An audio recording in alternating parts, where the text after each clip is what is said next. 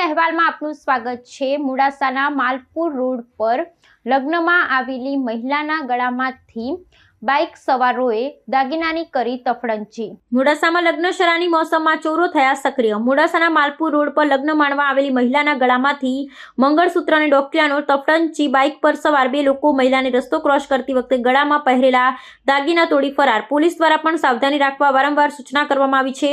મોડાસાના Malpur road પર દૈવમ બંગલોઝમાં લગ્ન પ્રસંગમાં આવ્યા હતા।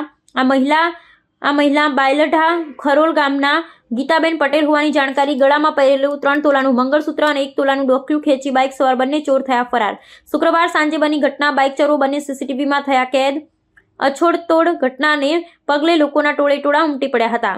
ચોરીનો ભોગ બનનાર બાયલ ઢાંકરોલના મહિલા ગીતાબેન પટેલ દ્વારા ચોરી અંગે ફરિયાદ નોંધવા તજવીજ હાથ ધરાઈ। ગીતાબેન લક્ષ્મણભાઈ પટેલ દેવમ સોસાયટીમાંથી આવતી હતી। અહીંયા ગાયત્રી મંદિરની સામે ગાયની પાછળથી 2 જણા આવ્યા અને મારું મંગળસૂત્ર ડોકિયું બંને તોડીને જતા રહ્યા। કેટલા તોલાનું હતું? 3 તોલાનું મંગળસૂત્ર અને 1 તોલાનું ડોકિયું હતું। એ મને અડધું છે।